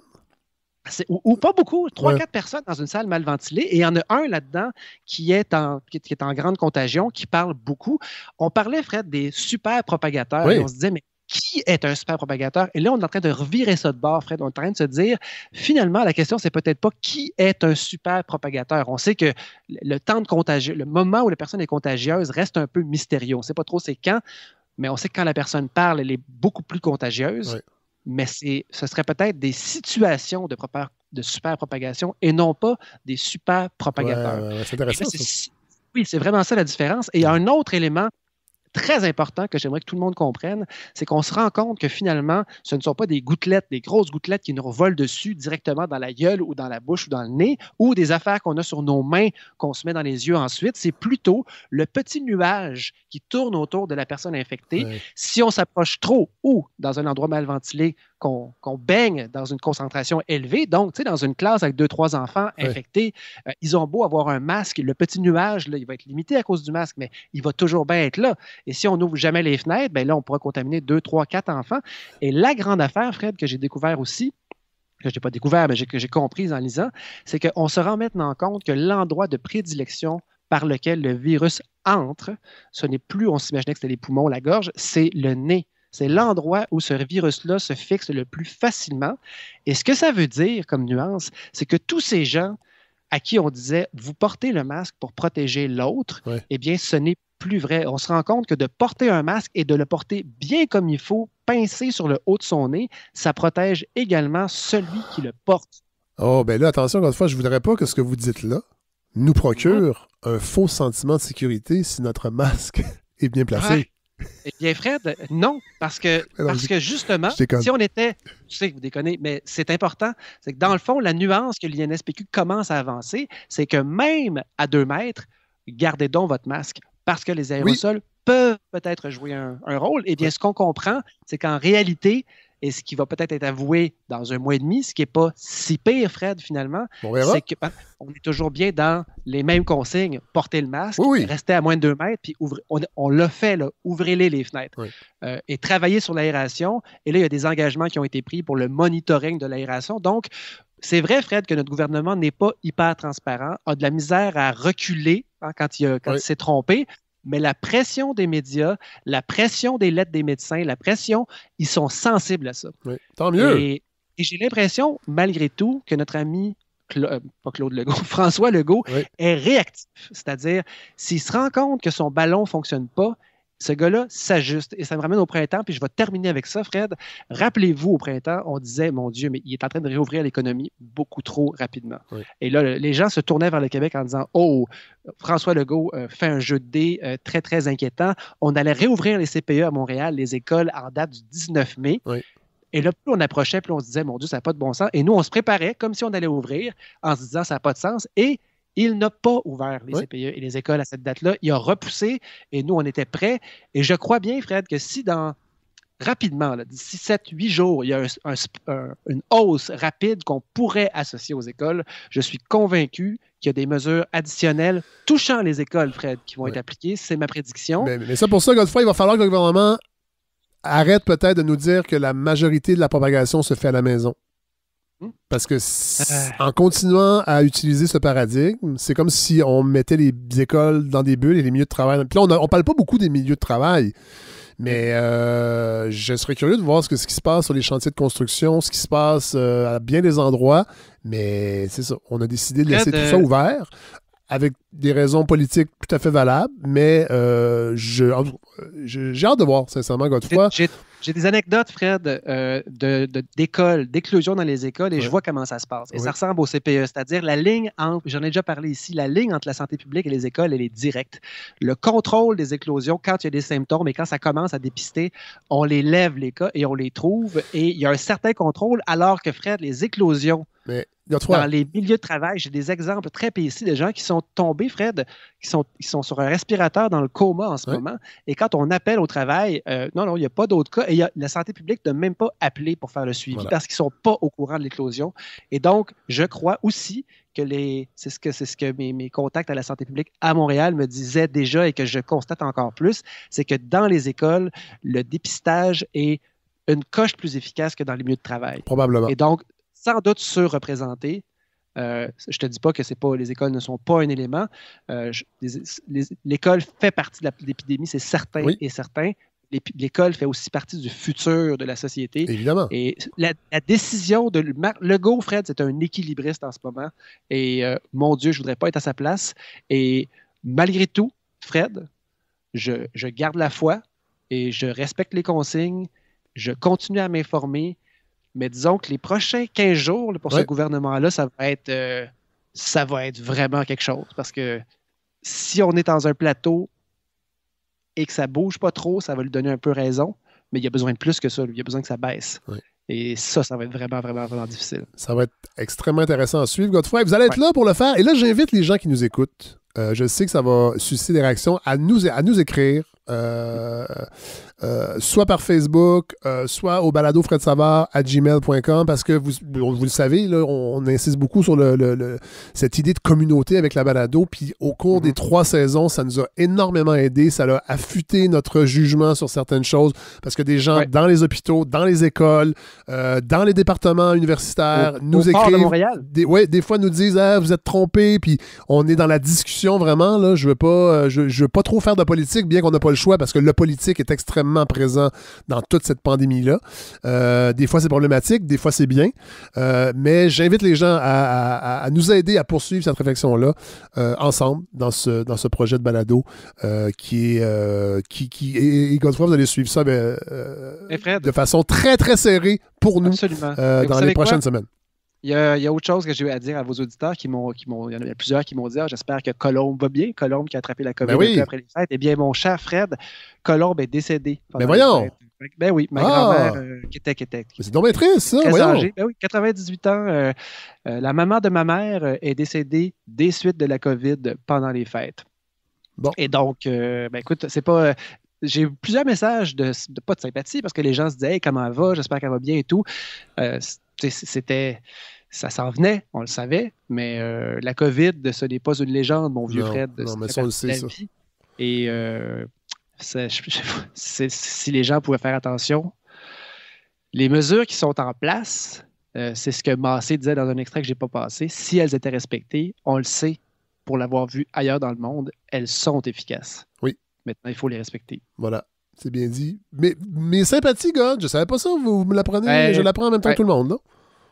Écoute, je dis pas ça pour faire pleurnicher les gens. Mais c'est la réalité. Donc, il y a bien du monde qui ont dû perdre leurs grands-parents dans les derniers mois et il y en a d'autres à venir. Et on a hâte de fêter Noël avec ce qui reste de notre famille, mon Fred. Oui. Mais, wow. C'est un beau témoignage. Restez pas loin parce qu'on va peut-être se consoler d'une certaine façon parce que tout de suite après, on va aller rejoindre. Vous vous rappelez, on avait parlé à Victor Delorme en Suède en début de saison, mais là, on va y retourner lui parler parce que ça va pas bien en Suède. Vraiment pas. Non. Mais voilà. Alors, on va aller voir ce qui se passe en Suède. Ça va peut-être un petit peu nous consoler. Merci, God. D'accord. Bye. Bon, vous vous rappelez, au début de la saison 3, cet automne, on est allé retrouver un auditeur en Suède. Bon, on y retourne aujourd'hui pour voir qu'est-ce qui se passe. On attend toutes sortes de choses. Je pense que ça va pas très bien. Victor Delorme, salut! Salut! Comment ça va? Bien, merci. Ouais, ça va. Oui, toi, vous... À partir de la 2e fois, on peut pas encore se vous voyez à la balado. Là. Non. Bon, là, on se rappelle, la Suède était un peu citée en modèle parce qu'elle faisait les choses complètement différemment. On s'était parlé cet automne. D'ailleurs, vous nous aviez donné des éléments vraiment intéressants sur l'aspect social, sur le fait que le gouvernement, entre autres, disait aux Suédois de se, de se distancier, même, en fait, que c'était pas assez.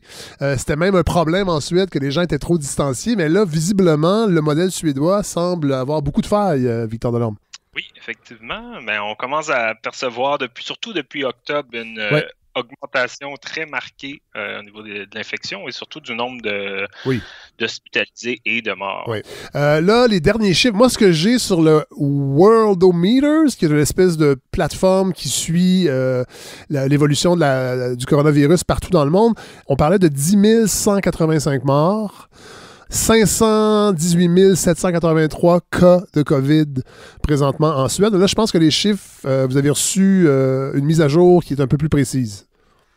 En fait, il y avait un article dans le journal qui disait qui estimait entre 12 et 15 000 le nombre de morts. Ouais. Ça va trop vite, ils ne sont pas capables de garder le compte. Bon. Juste nous situer, là, présentement, les mesures qui sont adoptées, est-ce qu'il y a un couvre-feu? Est-ce que les écoles sont fermées? Qu'est-ce qui se passe exactement en Suède? Bon, qu'est-ce qu'on a actuellement? Qui étaient toutes des recommandations jusqu'au 10 janvier dernier, où on a eu une nouvelle loi qui est passée, mais qui n'est pas grand-chose. Fait que juste avant ça, on avait la recommandation depuis mi-décembre de fermer les salles de spectacle, de concert, les bibliothèques, les piscines publiques. Avant ça, c'était encore ouvert. Bon, ça, c'est complètement fou parce que, évidemment, que les cas explosent, mais il n'y a à peu près pas eu de changement par rapport à la vie normale, c'est-à-dire les commerces sont ouverts, les restaurants sont ouverts. Mais vous nous l'aviez dit cet automne, les gens faisaient attention de toute façon. C'était comme dans la culture suédoise de rester à la maison, de rester dans sa bulle. C'était le lagom, je crois, que vous utilisiez ce concept-là. Oui, mais oui. Oh. Mais là, avec aucune loi qui est contraignante, la loi qui ont passée le 10 janvier, ça dit que maintenant, certaines recommandations sont obligatoires. Par exemple, dans les lieux publics, il faut que les commerces s'assurent d'avoir un client par 10 mètres carrés. OK. Avant, c'était une recommandation. Maintenant, c'est rendu obligatoire. Okay, bon. Il faut que les commerces s'assurent de faire respecter ce nombre de clients. Donc, de faire une espèce de moyenne puis de mettre à la porte un écriteau pour dire 6 clients à la fois ou 20 clients à la fois, tout dépendant de la superficie. C'est à peu près la seule chose qui a été faite, c'est cette loi-là. Il n'y a aucune autre obligation. Oui. Les masques, est-ce qu'il y en a? Il y a une recommandation de porter des masques aux heures de pointe dans le transport en commun maintenant. C'est incroyable. Restaurant, bar, par exemple, l'alcool n'a pas le droit d'être vendu après 8 heures le soir. Oui.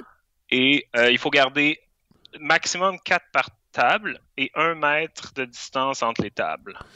OK. Fait que c'est quand même encore très... En fait, le rapport entre ce que la population perçoit, la confiance envers... Vous nous aviez dit aussi cet automne que la santé publique faisait les points de presse sans la présence de gens du gouvernement. Est-ce que c'est toujours le cas? En général... Il n'y a pas beaucoup de gens du gouvernement dans les points de presse, journaliers du moins, s'il y en a. Ouais. Ils vont venir peut-être un ministre une fois semaine ou le premier ministre une fois par mois. Mais là, j'imagine que dans la population, il y a des doutes là, sur le modèle suédois, sur comment c'est perçu, est-ce qu'il y a des tensions, est-ce que les débats sont extrêmement enflammés sur les réseaux sociaux, entre autres? Non, les débats sont pas très forts. Il y a des gens qui remettent en question nécessairement, mais ça ne crée pas un débat. Je pense que beaucoup de gens sont un peu... même s'ils trouvent que c'est pas une situation idéale, que ça a peut-être été mal géré, ils sont quand même contents d'avoir la liberté de faire ce qu'ils veulent, ou à peu près. Ouais. Fait que je pense que ça garde assez bas les débats. Okay. C'est plutôt les gens du secteur de la santé qui, eux, vont aller remettre en question, puis vont vouloir avoir plus de punch pour empêcher la propagation du virus. Ouais. Donc, en fait, ce qui pourrait ressembler à ici, c'est-à-dire qu'il y a des gens dans le système de santé où souvent c'est via les universités, des spécialistes en épidémiologie, qui vont remettre en question certaines décisions de la santé publique. Visiblement, en Suède, c'est un peu la même chose. C'est-à-dire que les débats se font entre spécialistes, mais la population, dans le fond, est-ce que vous trouvez je dirais égoïstement, dans le fond, les gens sont encore contents de ne pas être contraints? Par exemple, un couvre-feu. Est-ce qu'il est question parfois d'un couvre-feu? Est-ce que le gouvernement tente... Non, on est loin de là. Je veux dire, tous les commerces sont toujours ouverts. Il n'y a même presque pas de restrictions pour les commerces. Ouais. On est vraiment loin d'un couvre-feu. Malgré l'explosion des cas, parce qu'en Scandinavie, en fait, il y a plus de morts en Suède que dans tous les autres pays scandinaves réunis, depuis le début. Oui. Et même que la Suède a évoqué le fait qu'elle allait avoir besoin d'aide des pays voisins dans le secteur de la santé parce que le système est débordé. Oui. Oui, personnellement. À ce niveau-là, est-ce que vous avez des statistiques par rapport au taux d'occupation? J'imagine que c'est comme ici, c'est qu'on a réaménagé des sections pour accueillir des malades de la COVID? Exactement. Beaucoup de sections qui ont été transformées pour accueillir les malades de la COVID. Donc, des sections aussi qui sont fermées pour les opérations, par exemple, comme au Québec, à ce niveau-là. Le système est débordé, je pourrais dire. Puis, comme je disais, demander l'aide des pays voisins. Moi, si j'étais les pays voisins, personnellement, qui, depuis 9 mois, mettent leur économie à terre pour empêcher la propagation du virus. Soudainement, tu as la Suède qui retentit, qui dit « Hey, on a besoin d'aide, envoyez-nous vos médecins. » Pour nous permettre de poursuivre. C'est parce que moi, c'est ça qui me fascine. Puis là, évidemment, c'est une épidémie, donc il n'y a pas de baisse en vue, bien que je crois que les cas sont... Bon, j'ai lu un peu ce matin, évidemment, c'est difficile d'avoir d'informations, je dirais pas fiables, mais je ne lis pas le suédois, fait que j'ai accès, dans le fond, à des médias anglophones, entre autres, qui parlent de ce qui se passe en Suède. Mais il semble avoir une stabilisation des cas à chaque jour, mais le nombre de morts augmente. Oui, le nombre de cas semble se stabiliser, mais il est très élevé, autour de 10 000 cas par jour quand même. Pour une population de 10 millions, il faut quand même le dire, il y a un peu plus de population qu'au Québec. Oui, mais pas beaucoup. Je veux dire, juste ma région, à moi tout seul, actuellement, ma région compte 1,4 million d'habitants. Puis on a des statistiques similaires au Québec en entier. En nombre absolu? En nombre absolu. Donc, le même nombre de morts, le même nombre d'hospitalisations pour 1,4 million que 8,5 au Québec. Rappelez-nous dans quelle région vous êtes en Suède? C'est la Skåne, ça s'appelle. Skåne en français, c'est la région voisine de Copenhague. En Danemark. OK. Donc au sud. Au sud. Voilà. Ouais. OK. Là, je sais que Dan Eliasson, qui était le chef de la cellule de crise, si on peut dire, de Suède, qui a dû démissionner début janvier parce que les médias ont découvert qu'il avait visité sa fille aux îles Canaries pendant Noël, malgré... c'était pas une interdiction, mais c'était suggéré fortement de ne pas voyager. Donc, il y a des failles aussi du côté des élus, des responsables. Là. J'imagine que ça entame un peu la confiance de la population. Oui, puis ici, quand les politiciens se font prendre, c'est très vite une demande de démission.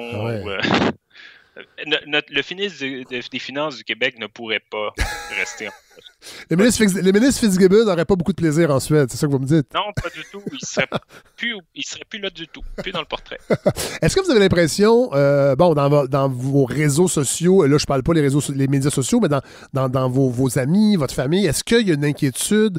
Est-ce qu'on sent que la situation est hors de contrôle et que, parce qu'ici, vous le savez, parce que vous avez encore des contacts avec des Québécois, vous savez ce qui se passe. Ici, il y a vraiment des débats assez intenses, entre autres par rapport au couvre-feu, mais par rapport à ce que le gouvernement demande aux gens versus des permissions dans des secteurs de l'économie. Il y a vraiment beaucoup de débats. C'est très divisif. Est-ce qu'on observe la même chose en Suède? Pas aussi fort que ce qu'on voit au Québec. La situation ce qu'on avait abordé comme sujet la dernière fois, l'espèce de panique, peur que moi, vu de la Suède, on perçoit du Québec avec les médias, puis les points journaliers. Et malgré le nombre de cas qui explosent ici et tout, on ressent pas ça ici. OK. Comment vous l'expliquez, ça? Connaissant les deux cultures québécoises et suédoises... Là, j'ai aucune idée comment ça... Sérieusement, ça commence à être... Les cas commencent à être élevés, le nombre de morts commence à être élevé, et il semble toujours avoir une espèce de... je sais pas, les gens semblent pas trop s'en faire, mais même moi, j'ai contact avec ma famille, j'ai des contacts avec des amis, famille, je sais qu'est-ce qui se passe au Québec, ça m'empêche pas, moi, d'aller une fois vers 2 semaines prendre un verre avec un autre ami québécois, par exemple. Sur une terrasse extérieure dans un parc, parce qu'on sait qu'on peut commander direct avec une application, qu'il y a de l'espace entre les tables, qu'il n'y a pas beaucoup de monde. C'est quand même fou. C'est vraiment deux réalités. C'est pour ça que je voulais vous parler. Puis évidemment, je ne veux pas dire que ce qui se fait en Suède est mieux ou pire qu'ici, mais il faut quand même retenir que aucun pan de l'économie a été fermé. Il y a pas de...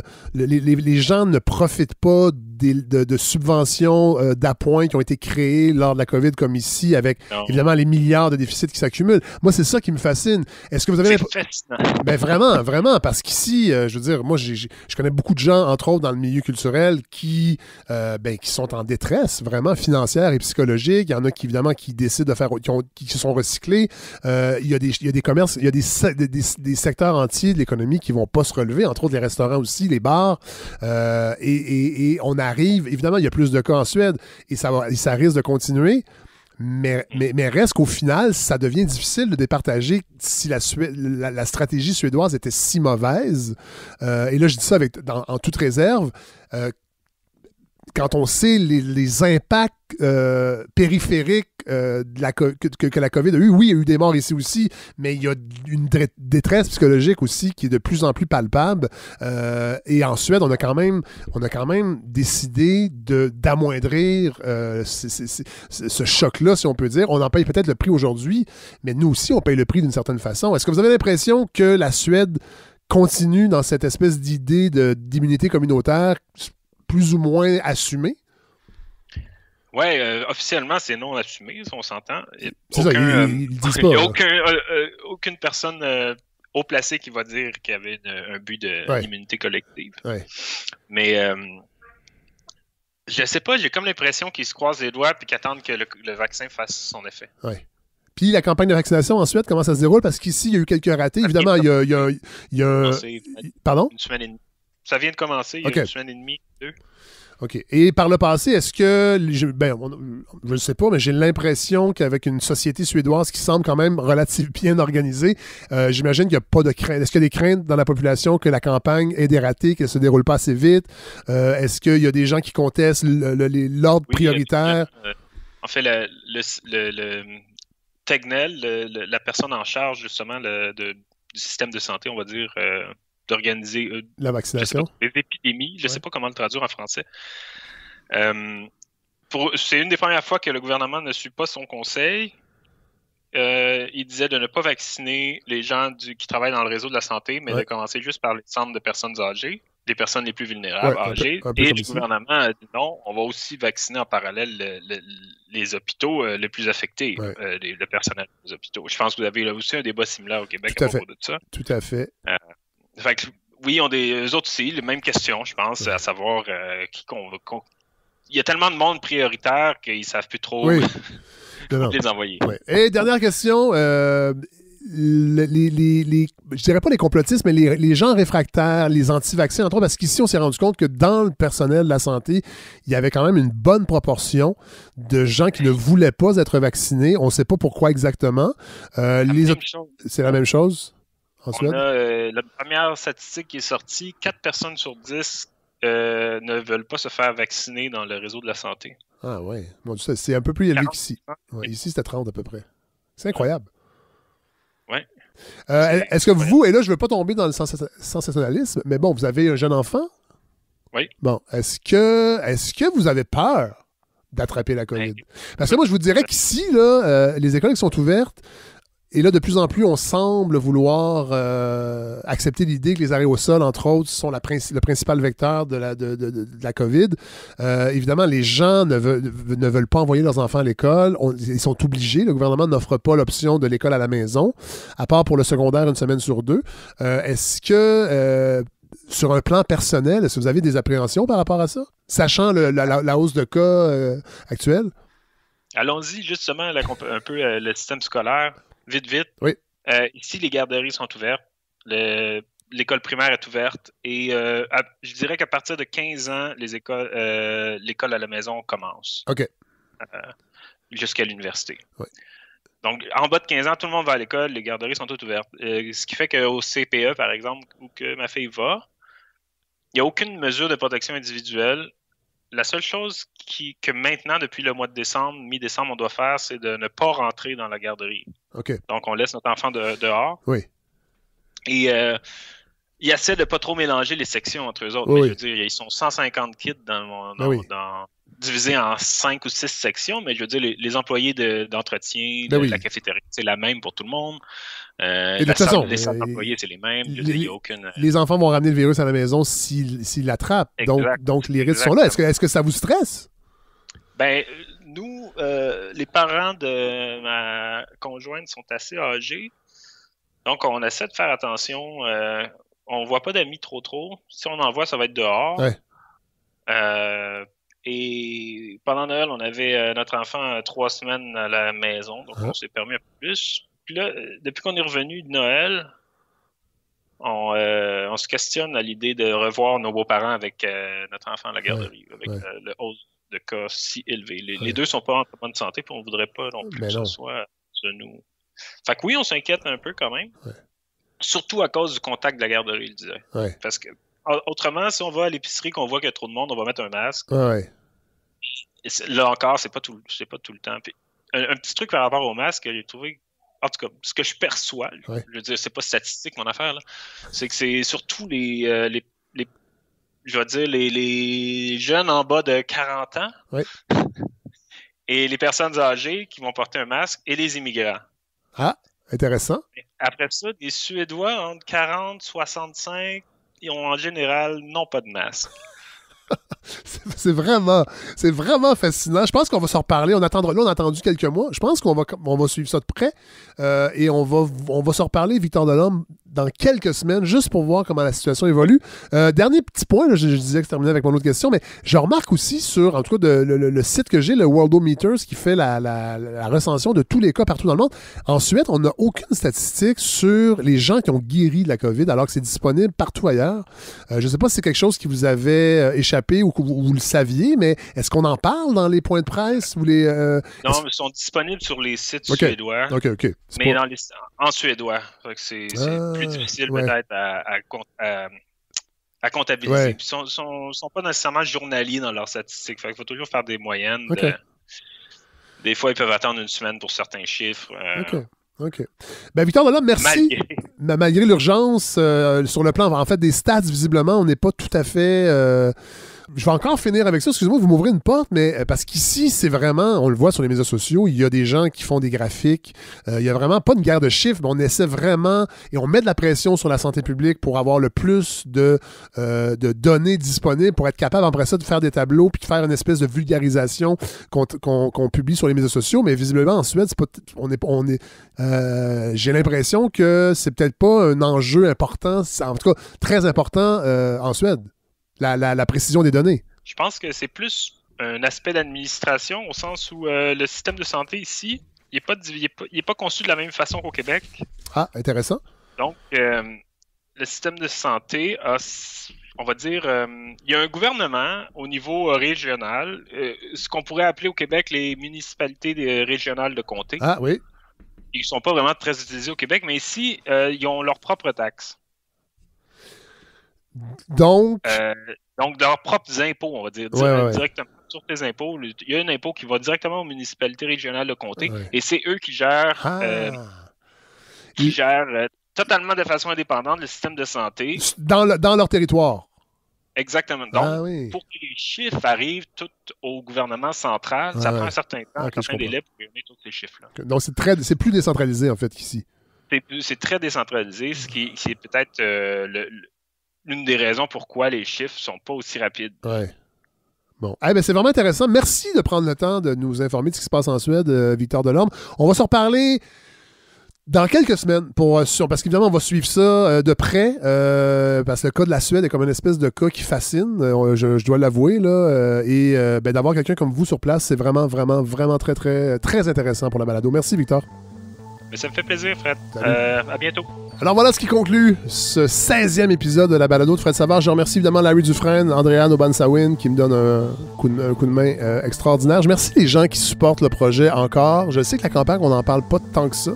Elle est presque terminée parce que l'objectif s'en vient. Et je sais qu'il y a des gens qui participent encore.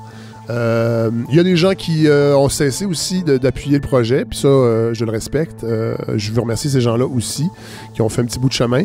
Voilà, la semaine prochaine, spécial États-Unis. On n'en a pas beaucoup parlé cet automne.